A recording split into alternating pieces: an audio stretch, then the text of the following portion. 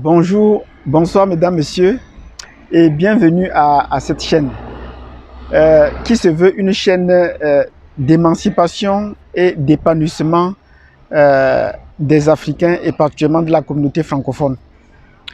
Nous parlons ici d'épanouissement de la communauté francophone, de la communauté africaine en général et des francophones en particulier. Donc si vous êtes intéressé d'en savoir davantage et de poursuivre cette aventure avec nous, vous avez deux choses à faire.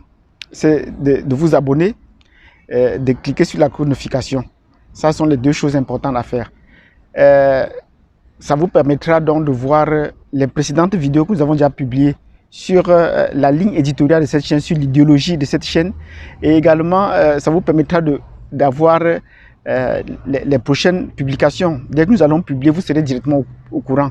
Nous publions une vidéo dans une fréquence d'une tous les 2 ou 3 jours maxi. Donc, ne ratez pas cette opportunité qu'on puisse ensemble construire une communauté africaine et particulièrement francophone assez forte. C'est vrai que j'ai déjà eu des demandes pour qu'on essaie de publier de temps en temps en anglais et on va essayer de le faire au fur et à mesure. Donc, s'il y a d'autres liens dans ce sens-là, n'hésitez pas à nous le faire sens. De quoi est-ce que nous allons parler aujourd'hui? Nous sommes à la fin, nous sommes déjà à la fin du mois de juin, après plusieurs semaines de confinement, plusieurs mois de confinement. Donc, c'est dans ce contexte que nous allons comprendre ça. Il y a des événements majeurs qui ont ponctué la vie des Africains ici au Canada et particulièrement en Amérique du Nord. Donc, il y a des événements qui ont ponctué. Et nous sommes toujours dans cette mouvance-là. On est en train encore de manifester, on est encore en train de s'agiter, on est encore j'appelle ça agitation, pour les questions de racisme. On est encore en train de parler de crises matrimoniales. Voilà le mot, voilà les crises matrimoniales en Amérique du Nord. Donc aujourd'hui, nous allons parler des crises matrimoniales en Amérique du Nord et la difficile intégration des couples africains ici dans la région. C'est la même chose au Canada qu'aux États-Unis. Donc si vous êtes intéressé d'en savoir plus, il est important déjà donc de vous abonner, de cliquer sur la notification et surtout de préparer les commentaires sur le sujet que je viens de vous donner. Et on se donne rendez-vous donc tout de suite.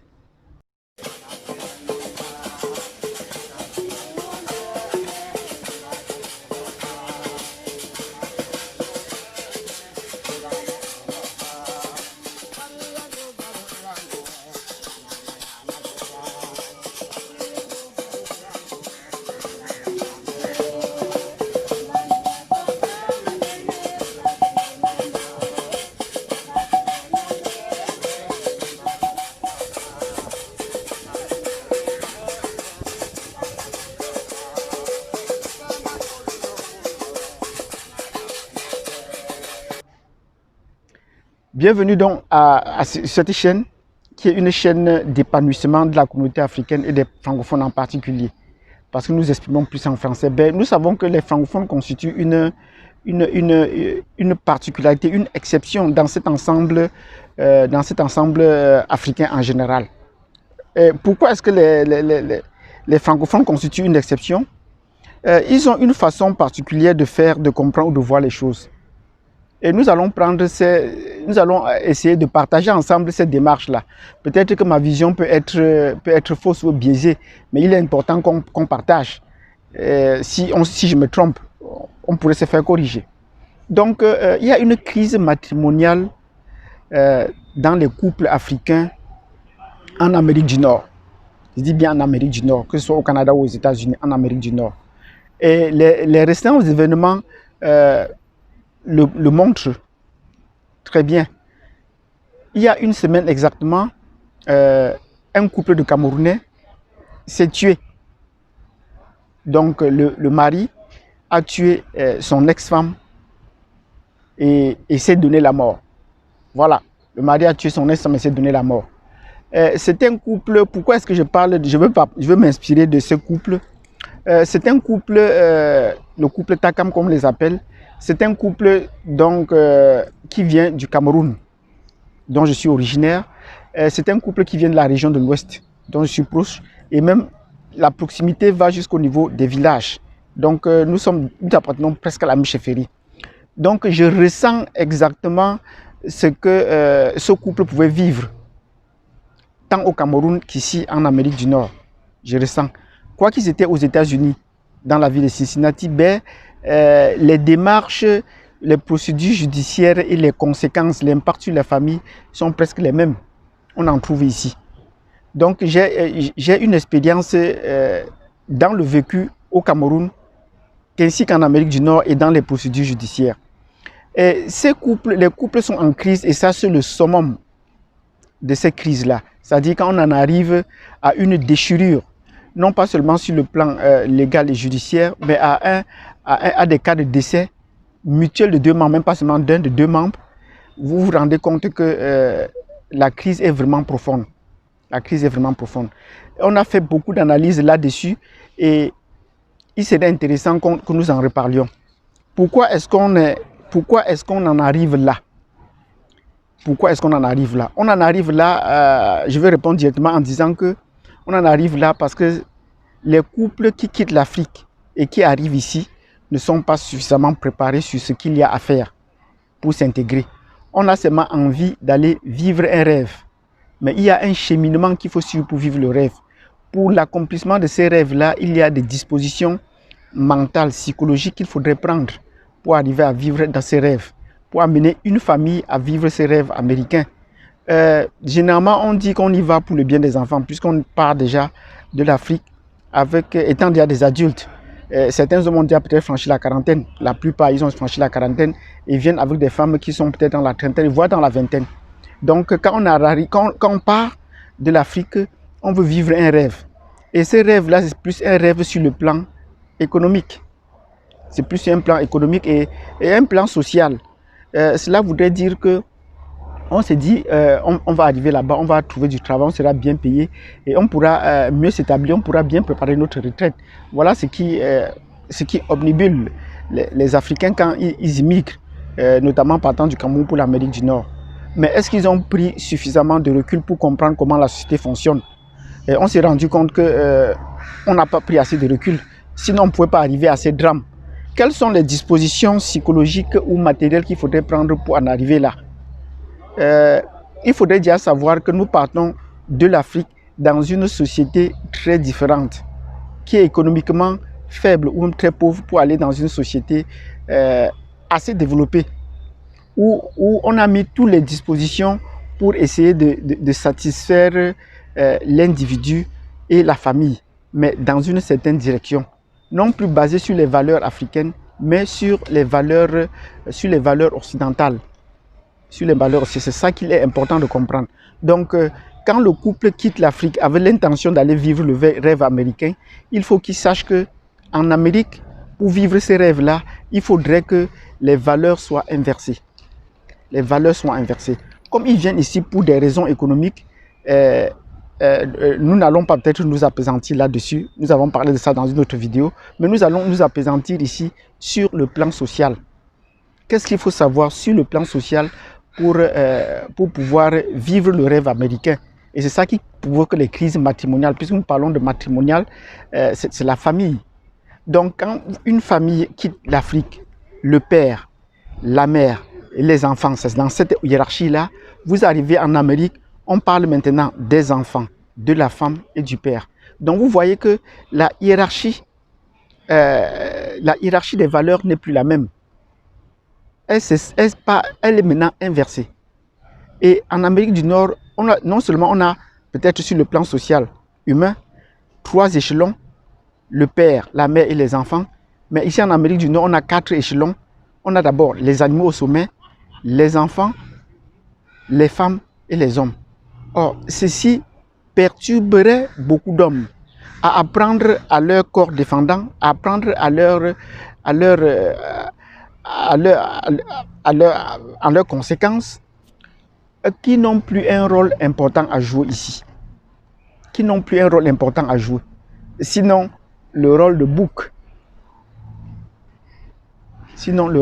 Parce que là, dans ces conditions, si vous voyagez ici avec 2 ou 3 enfants, la première chose que la femme fait en arrivant ici, c'est que, elle a la possibilité donc de travailler et elle aime très encourager à travailler. Et la plupart du temps, ces femmes trouvent le travail bien avant l'homme.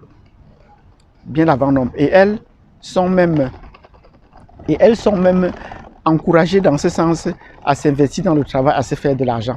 Voilà ce qu'il y a, voilà ce qui peut provoquer la crise. C'est-à-dire, la femme se trouve investie des pouvoirs, non seulement au niveau familial, mais également au niveau social. Et ces pouvoirs sont soutenus par le pouvoir financier, le pouvoir professionnel et même le pouvoir social de façon globale. Ça veut dire que pour envoyer les enfants à l'école, c'est la femme qui est en première ligne. Pour recevoir l'aide sociale, c'est la femme qui est en première ligne. Pour essayer de... Et ce qui est normal, même quand il faut trouver une location, un logement, c'est toujours la femme qui va en première ligne. On accorderait plus facilement une location, une maison à louer à une femme que de l'accorder à un homme d'abord. Donc vous voyez que là, dans ce sens, ça perturbe un peu l'ordre des choses chez les Africains. Il faudrait donc qu'on comprenne que si nous sommes en Amérique du Nord pour éviter les crises, il faudrait que nous les hommes, nous sachions que notre place est inversée, que nous sommes au bas de l'échelle. Ça, c'est la première des choses que nous les hommes devons comprendre. Nous n'allons pas nous limiter là. Si les hommes comprennent cela et s'y mettent au pas, ça peut se faire facilement pour certains cas, on en a noté. Mais le pire est que du côté des femmes, les femmes prennent à bras le corps tout ce qu'on leur offre, sans un peu de jugeote. Même quand ça va à l'encontre de leurs propres valeurs, des valeurs de la famille, ou même de l'avenir de la famille ou de leur communauté. Je veux dire que chaque fois qu'elles vont dans des centres d'éducation ou de partage sur les conditions d'immigration, on leur fait plus de coups de doigt que l'homme n'en reçoit pas déjà. On leur apprend leurs droits, le droit de la femme. On leur apprend plutôt le droit des enfants. Et tout cela, tous ces droits sont des droits qui vont en l'encontre dans le droit du mari. Et là, ça devient plus difficile à vivre. Donc voilà ce qu'il y a lieu de faire pour les femmes. Il faudrait que les femmes aussi soient en mesure de pouvoir comprendre qu'il faut un peu de tact et de discernement dans tout ce qu'on leur offre. Parce que quand on leur apprend tous ces éléments de droit et qu'on les pousse à l'action, par exemple, on vous dit non, vous devez trouver le travail, vous devez aller au travail régulièrement, vous devez faire ceci. Cela a un impact sur la famille.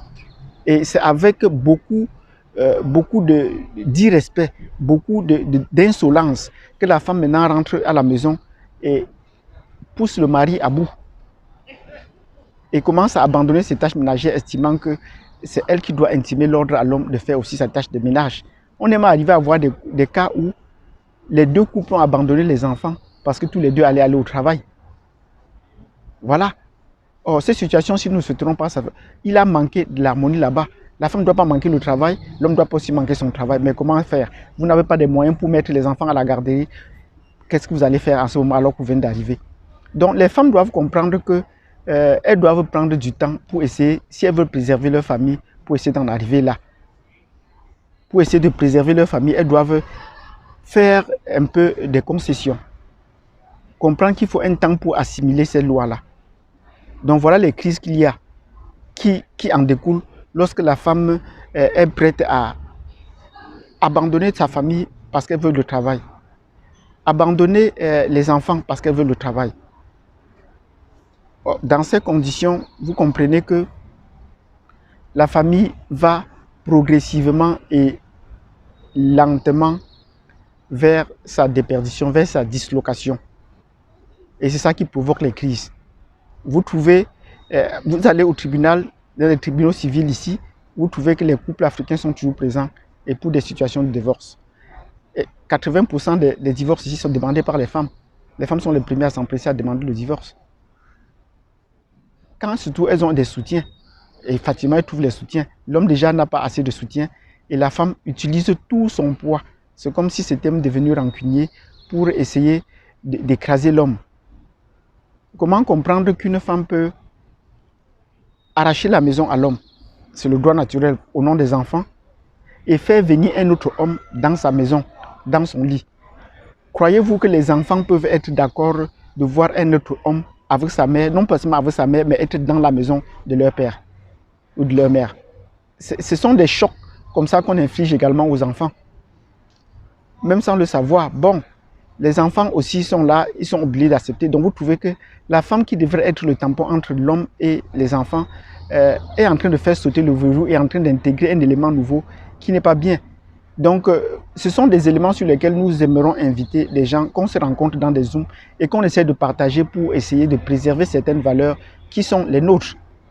Ne pas toujours rejeter la responsabilité sur les hommes. Que oh, les hommes ils sont devenus violents. Mais quand on cherche le point de violent, mais c'est les thèmes qu'ils utilisent, que la société américaine utilise.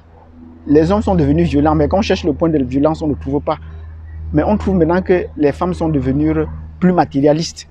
Voilà, les femmes sont devenues plus matérialistes.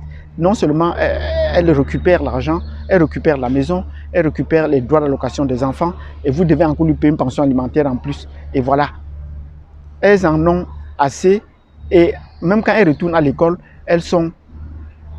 Mais tout à l'heure, je posais la question du pourquoi est-ce qu'on en arrive là. Ben, on va vraiment voir comment est-ce qu'on en arrive là. Il y a des indices sur lesquels on pourrait en arriver là. Mais si vous avez aimé cette vidéo, ce que nous souhaitons, c'est que vous nous mettez un pouce, que vous vous abonniez et que vous cliquez sur la notification parce qu'on va revenir sur le comment. Quels sont les indices qui peuvent permettre aux hommes de pouvoir détecter ces comportements, ces ambitions chez la femme et comment est-ce qu'on peut essayer de les désactiver avant d'arriver ou d'être sur place et les désactiver. Il faudrait qu'on essaie de voir comment est-ce que cela se passe. Donc c'est ce que nous allons débattre dans la prochaine vidéo.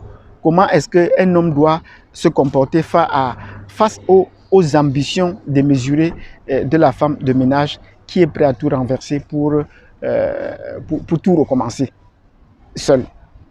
Merci d'avoir suivi cette vidéo et je vous donne rendez-vous à la prochaine vidéo. Merci.